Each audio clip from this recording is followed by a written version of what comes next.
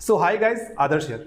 आज की इस वीडियो में मैं जिस कॉलेज के बारे में आप लोगों को बताने वाला हूं वो एक इतनी ज़्यादा अंडररेटेड कॉलेज है जिसमें एडमिशन्स जेई मेंस और जेई एडवांस के बेसिस पे होती है।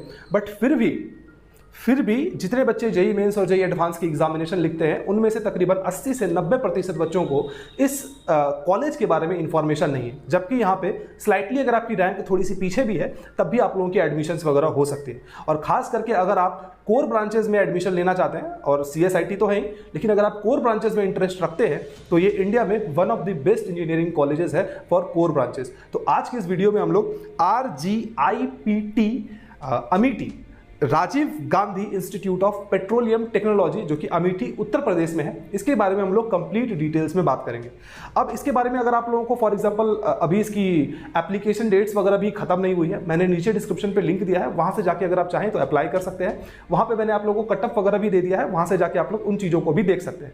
कुछ बच्चों के दिमाग में अभी भी इस कॉलेज के बारे में अगर गिला शिकवा रह गया होगा अगर इस वीडियो को देखने के बाद, तो मैं नीचे डिस्क्रिप्शन पे RGIPT कॉलेज की जो बच्चे हैं वहाँ की उसकी इंस्टाग्राम ID में दे दूंगा, उनसे जाके आप लोग बात कर लीजिएगा तो आप लोगों की सारी डाउट्स वगैरह वो क्लियर हो जाने वाले। तो कॉलेज की ESTD हमारी 2007 है। ये कॉलेज हमारा एक सेंट्रल गवर्नमेंट इंस्टीट्यूट है।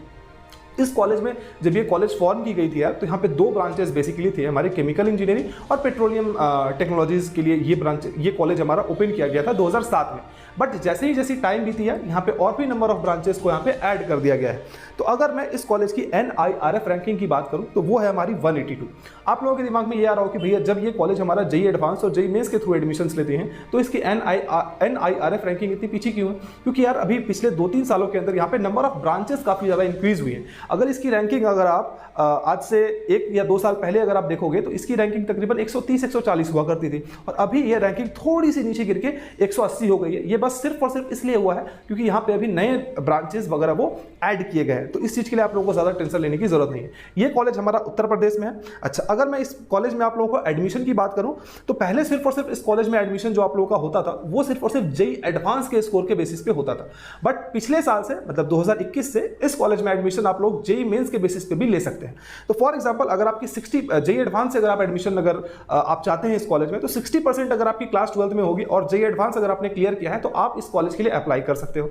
लेकिन अगर आप जेई मेंस के थ्रू अगर अप्लाई करना चाहते हैं तो आप लोगों के लिए क्लास 12 में स्कोर 80% वो होना चाहिए, तो तभी जाके आप लोग इस कॉलेज में वगैरह वो अप्लाई कर सकते हैं। सिमिलरली ये तो मैंने BTech के लिए बताया। उसके बाद आप लोगों के सामने यहाँ पे MTech, MBA, PGDM, PhD courses के लिए यहाँ पे दिया गया है। आप लोग चाहें तो एक बार पॉज करके वो देख लीजिएगा। अच्छा, अब हम लोग मैं आप लोगों के सामने सीट मैट्रिक्स की बात कर लेता हूँ। तो क्योंकि यार ये हमारा एक सेंट्रल गवर्नमेंट इंस्टीट्यूट है तो यहाँ पे भी यार number of seats for girl candidate reserve है, और similarly OBC, SC, ST, EWS इन लोगों के लिए भी यहाँ पे सीट रिजर्व है। आप लोगों के सामने यहाँ पे दिख रहा होगा कितने नंबर ऑफ ब्रांचेस यहाँ पे हो गए। तकरीबन 9-10 ब्रांचेस यहाँ पे इस कॉलेज में अभी अवेलेबल है। और एक बात, वो बच्चे भी अप्लाई करेंगे जिनकी रैंक यार पिछले साल ऐसा हुआ था कि लोगों को पता नहीं था इस कॉलेज के बारे में। जिस बच्चों की रैंक 1 लाख से ज्यादा भी थी उन बच्चों का भी एडमिशन इस कॉलेज में हो गया था। तो खास करके if you are a girl candidate, if you are a candidate, अगर आप OBC, SC, ST इनमें से कोई हो, या फिर जनरल कैटेगरी में भी अगर आपकी बुरी रैंक है तो आप लोग इस कॉलेज में अप्लाई जरूर से जरूर कर लीजिएगा। मैं बस आप लोगों को यही कहूंगा, ठीक है। अच्छा, अगर मैं कैंपस की बात करूं तो ये कॉलेज हमारा पहले ही मैंने बताया था कि उत्तर प्रदेश में है। 47 एकड़ की बहुत ही ब्यूटीफुल सी कैंपस है।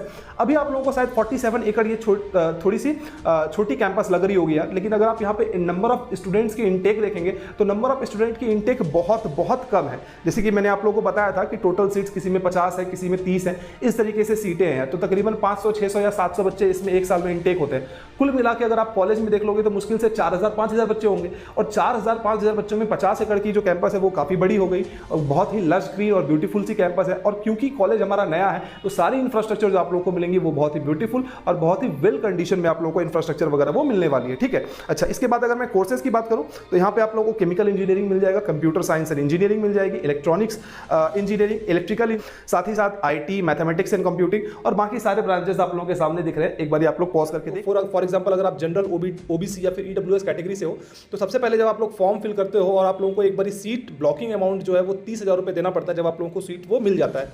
For example the first time जब आप लोगों को सीट ऑफर करी जाएगी उस समय आप लोगों को 30,000 रुपये वो पे करने पड़ेंगे। और जब आप लोग एडमिशन लोगे तो उस समय BTech की अगर एडमिशन लोगे तो 1,03,300 रुपए लगभग आप लोगों को जमा करने पड़ेंगे। तो यहाँ पे टोटल फीस दी गई है कि फर्स्ट सेमेस्टर में आप लोगों को कितना जमा करना है। सिमिलरली एससी और एसटी के लिए जो फीस है वो स्लाइटली थोड़ी सी डिफरेंस हो गया, तकरीबन 25,000 का अंतर पड़ता है।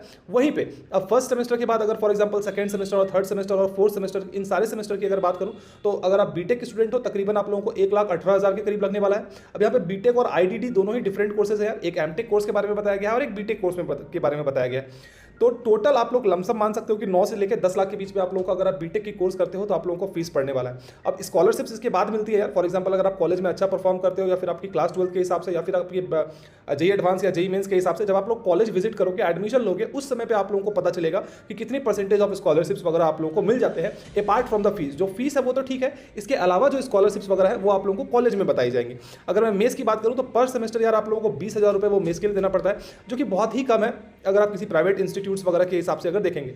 और कॉलेज में यार माइनर प्रोग्राम्स भी ऑफर किए जाते हैं। कई बार क्या होता है कि फॉर एग्जांपल आपने कंप्यूटर साइंस एंड इंजीनियरिंग के अलावा कोई और ब्रांच में एडमिशन लिया, फॉर एग्जांपल अगर आपने केमिकल वगैरह में लिया और आप चाहते हो कि मुझे कंप्यूटर साइंस से माइनर डिग्री लेना है, तो उसके लिए आप लोगों को 10,000 पर सेमेस्टर वगैरह वो पे करना पड़ता है जिस सेमेस्टर में आप माइनर लोगे। सिमिलरली यहाँ पे फॉरेन स्टूडेंट्स के लिए कितनी फीस है वो भी दी गई है। और यहाँ पे रिफंड पॉलिसी के बारे में बताया गया है कि आप लोग किस डेट से पहले अगर पैसे वापस मांगोगे कॉलेज से तो कितने पैसे आप लोगों को वापस मिलेंगे, उस चीज़ के बारे में कंप्लीट इन्फॉर्मेशन बताई गई। मैंने यहाँ पे यार थोड़ी देर पहले ही आप लोगों के पास जिक्र किया था कि ये वाली जो पीडीएफ है आप लोगों को, ये पीडीएफ इस जगह पे अगर क्लिक करोगे तो यहाँ से अवेलेबल हो जाएगी आप लोगों को। और सिमिलरली ये डेट्स वगैरह मैं चेंजेस करता रहता हूँ, तो इसकी लिंक मैंने डिस्क्रिप्शन पर दे दी है, वहाँ से जाके आप लोगों को इसके बारे में, इस पूरी ब्लॉग के बारे में कंप्लीट इन्फॉर्मेशन आप लोगों को मिल जाएगी। ठीक है, अच्छा अब हम लोग चलते हैं यार एप्लीकेशन प्रोसेस के बारे में कि किस तरीके से आप लोग को अप्लाई करना पड़ेगा। जैसे कि हमारी वेबसाइट पर आप लोग जब आओगे और वेबसाइट पर आने के बाद आप लोगों को यहाँ पे RGIPT अमेठी ऑफिशियल वेबसाइट एक आप लोगों को यहाँ पे दिखेगा।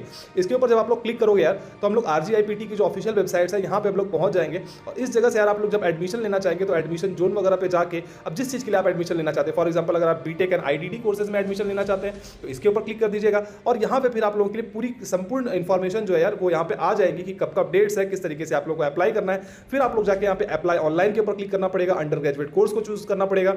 उसके बाद फिर आप लोगों को प्रोसीड टू रजिस्ट्रेशन करना पड़ेगा और फिर यहाँ पे आप लोगों को कंप्लीट इन्फॉर्मेशन अपनी भरनी पड़ेगी। ये चीजें आप लोगों को यहाँ पे भरनी पड़ेगी और इन सारी चीजों के बाद आप लोगों को बैंक डिटेल्स भरना पड़ेगा, क्योंकि कल दिन अगर आप लोगों को कोई स्कॉलरशिप्स मिलेंगी या फिर जो पैसे रिफंड वगैरह होंगे वो इसी बैंक डिटेल्स में आप लोगों को की जाएंगी। उसके बाद सारे इंपॉर्टेंट डॉक्यूमेंट्स वगैरह हैं, वो इंपॉर्टेंट डॉक्यूमेंट्स आप लोगों को जमा करना पड़ेगा। और उसके बाद फिर आप लोगों को एक बार फाइनल प्रीव्यू का ऑप्शन आएगा कि ठीक है भैया आपने एप्लीकेशन फॉर्म भर तो दिया है, अब आप लोग एक बार चेक कर लो कि जो इन्फॉर्मेशन आपने भरा है वो सही है या गलत है। इन सारी ही चीज़ों के बाद फिर जब आप लोग सारी चीज़ों को जमा कर दोगे तो आप लोगों को एक रिसिप्ट मिलेगा, जिस रिसिप्ट को आप लोगों को डाउनलोड करके प्रिंट करके अपने पास रखना है। और फिर आप लोगों के ऑनलाइन ही, जैसे कि फॉर एग्जांपल आपने जेई मेन से अप्लाई किया है, जेई एडवांस से अप्लाई किया, जिससे भी आपने अप्लाई किया हो उससे आप लोगों को सिलेक्शन और एडमिशन ऑफर अगर आना होगा तो ऑनलाइन ही ये सारी चीज़ें होंगी। ऑनलाइन आप लोगों को एडमिशन पोर्टल में जैसे कि ये सिलेक्शन लिस्ट जो है वो जारी कर दी जाएगी और अगर आपका सिलेक्शन हो जाता है तो फिर आप लोगों को कॉलेज में जाके वो एडमिशन वगैरह लेना पड़ेगा। अच्छा अब हम लोग बात कर लेते हैं हॉस्टल और मेस फैसिलिटीज के बारे में, क्योंकि काफी सारे बच्चे जो कि बाहर से कॉलेज में जाने वाले हैं उनको इन चीजों के बारे में जानना होगा। तो हॉस्टल एंड मेस फैसिलिटीज जो है ये मैंडेटरी है सारे बच्चों के लिए। अगर आप कॉलेज में एडमिशन ले रहे हो तो आप लोगों को हॉस्टल और मेस फैसिलिटीज के लिए अवेलेबल होना ही पड़ेगा। और अगर मैं रूम्स की बात करूं तो इन टोटल 542 रूम्स है यार, इतने कम नंबर ऑफ स्टूडेंट है but still 542 rooms are there. Intake की अगर मैं बात करूं तो टोटल इनटेक 950 बॉयज और 98 गर्ल्स की है। वाईफाई स्पीड वगैरह आप लोगों को कॉलेज में डिसेंट मिलेगी, तो उसमें आप लोगों को कोई तकलीफ नहीं आएगी। और फुल्ली फर्निश्ड रूम आप लोगों को मिलने वाला है, ऐसा नहीं कि रूम आप लोगों को खाली खाली दे दिया गया। Fully furnished table, chair, fan, सारी चीजें, बेड अच्छी तरीके से आप लोगों को करके मिलेगी। तो आप लोगों को कोई भी चीज़ें, बहुत ज़्यादा चीज़ें घर से ले जाने की जरूरत नहीं पड़ेगी, सिर्फ पिलो और अगर बेडशीट लेके चले जाएंगे तो आपका काम वहाँ पे चल जाएगा। ठीक है, अच्छा और वेज और नॉन वेज दोनों ही चीज़ें आप लोगों को हॉस्टल में प्रोवाइड कर दी जाती हैं, तो वो चीज़ें भी आप लोगों को कॉलेज में मिल जाएंगी। कि यार कॉलेज, मैंने पहले ही बताया कि कॉलेज में न्यू जो ब्रांचेज है वो अभी न्यू ब्रांचेज अभी ऐड हुई है। फॉर एग्जांपल कंप्यूटर साइंस की ब्रांचेज देख ले, इलेक्ट्रॉनिक्स इलेक्ट्रिकल की अगर ब्रांचेज देखें तो न्यू एडिशन हुई है। तो यहाँ पे जितने भी सारे लैबोरेटरीज आप लोगों को मिलेंगे, जितनी भी सारी कंप्यूटर्स मिलेंगे वो लेटेस्ट मिलेंगे।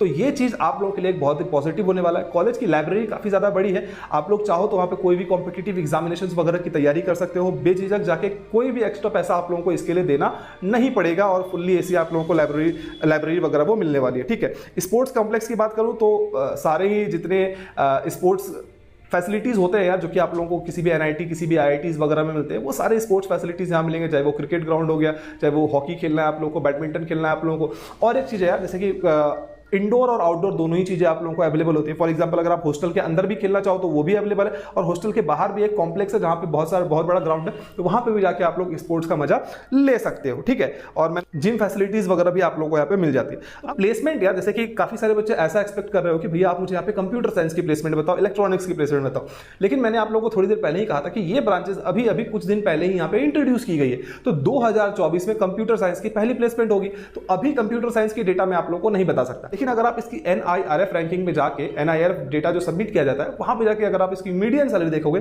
तो median salary is 10 lakh per annum. और याद रखिएगा कि ये 10 लाख पर एनम जो मीडियन सैलरी बताई गई है ये सिर्फ और सिर्फ कोर ब्रांचेस की है। तो इमेजिन कीजिए जब आगे चल के यहाँ पे जब भी कोई भी IT ब्रांचेस, CSIT की ब्रांचेस भी जब एडिशन अभी हो गई है, उनकी प्लेसमेंट होगी तो डेफिनेटली ये चीजें राइज करने वाली है। ठीक है, तो नंबर ऑफ स्टूडेंट कितने थे जो कि ग्रेजुएट किए, वो है 111। उनमें से 51 बच्चे थे जो कि प्लेसमेंट पे बैठे और उनको प्लेसमेंट लगे। बाकी के 60 बच्चे ऐसे थे जो कि हायर स्टडीज के लिए ऑप्ट किए। आप समझ सकते हो इस बात को कि जो बच्चे ज्यादातर कोर ब्रांचेस लेते हैं, पेट्रोलियम वगैरह लेते हैं या फिर केमिकल इंजीनियरिंग लेते हैं, वो MS करने के लिए बाहर भी जाते हैं, क्योंकि वहां पे स्कोप बहुत ज्यादा बढ़ जाता है आप लोगों के लिए इन सारे ब्रांचेस में। तो इसीलिए आप यहाँ पे देख पा रहे हो कि काफी सारे बच्चे हायर स्टडीज के लिए यहाँ पे ऑप्ट किए। ठीक है, अब यहाँ पे मैंने एक प्लेसमेंट, जब ट्रेनिंग एंड प्लेसमेंट की जो मैं यहाँ पे आप लोगों को एक डेटा और दिखा रहा हूँ, इस ट्रेनिंग एंड प्लेसमेंट पे अगर आप देखोगे तो एक बड़ी इंपॉर्टेंट चीज आप लोगों को दिखेगी कि यहाँ पे इस कॉलेज में जो गवर्नमेंट PSUs जो है यार, वो PSUs डायरेक्ट आते हैं रिक्रूटमेंट के लिए। जैसे कि हमारा IOCL हो गया, ONGC हो गया, BPCL हो गया, HPCL जैसी कंपनीज, बड़ी बड़ी Maharatna companies, mini Ratna companies college में आती हैं और आप लोगों को डायरेक्ट रिक्रूटमेट करके कॉलेज से यहाँ से लेके जाती है। जैसे कि अगर आप 2022 की देखेंगे तो केमिकल इंजीनियरिंग से जो हमारी हाईएस्ट पैकेज थी वो थी हमारी 17 लाख, जो कि HPCL हमारा कॉलेज के अंदर जो है वो प्लेसमेंट देके गई थी। और अगर ONGC की बात करूं तो ONGC ने 22 लाख का पैकेज दिया था पेट्रोलियम इंजीनियरिंग के लिए। पेट्रोलियम इंजीनियरिंग के लिए 22 लाख का पैकेज, कोर सेक्टर में इतना पैकेज नहीं मिलता। अच्छा, और एक बात, जैसे कि फॉर एग्जांपल अगर ONGC ने 22 लाख का पैकेज दिया तो हाथ में आपका अप्रोक्सीमेटली 16-17 लाख आएगा, और Amazon भी जो 45 लाख की जो पैकेज देती है उसमें भी हाथ में आपका 16 लाख ही आता है। चलिए, अब मैं अगर फेस्ट वगैरह की बात करूं तो डेफिनेटली यार फेस्ट जो है वो हमारा IITs लेवल का नहीं होने वाला है, टू बी वेरी ऑनेस्ट, है ना। या प्लेसमेंट भी आप देखो यार तो IITs की प्लेसमेंट थोड़ी सी अच्छी होती है यार, थोड़ी ज़्यादा अच्छी होती है, टू बी वेरी ऑनेस्ट, है ना। ये जो बात है वो रियलिटी है। लेकिन हाँ, अगर आप फॉर एग्जांपल अगर आपकी 1-2 लाख रैंक आई है या फिर JEE एडवांस में आपका थोड़ा खराब रैंक आ गया 25,000 के करीब, 24,000 के करीब, 22,000 के करीब, आप सोच रहे हो कि मुझे एक रेपुटेड इंस्टीट्यूट में एडमिशन मिले, तो इसके लिए आप लोग चूज कर सकते हो। लेकिन IITs, अब ऐसा मत सोचो कि हाँ मुझे अब IITs की जैसी ही प्लेसमेंट लगेगी।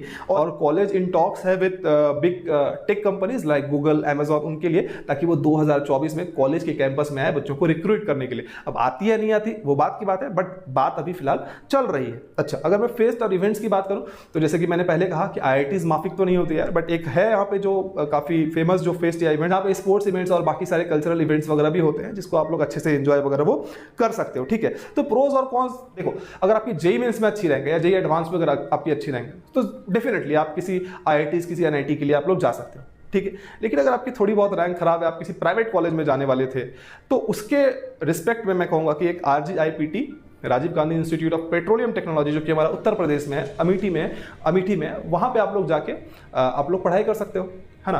तो इस बार भी आप लोग चांस मिस मत कीजिएगा, आप लोग अप्लाई कर दीजिएगा। अगर आपका शॉर्टलिस्ट होना होगा तो हो जाएगा, अगर शॉर्टलिस्ट नहीं होना होगा तो कोई बात नहीं है। होपफुली आप लोगों को यह वीडियो पसंद आई होगी और आप लोग मुझे कमेंट बॉक्स में कमेंट करके जरूर बताइएगा कि आप लोगों को इस कॉलेज के बारे में इंफॉर्मेशन थी या नहीं थी। ठीक है, और बाकी इंपॉर्टेंट लिंक्स डिस्क्रिप्शन पे है, वहां से आप लोग अप्लाई भी कर लीजिएगा। और अगर इंस्टाग्राम पे अगर इन्फॉर्मेशन चाहिए होगी तो वहां के एक सीनियर का मैं आप लोगों को इंस्टाग्राम अकाउंट जो दिया है वहां पर जाके आप लोग कॉन्टैक्ट भी कर सकते हो। ठीक है, चलो बाय बाय।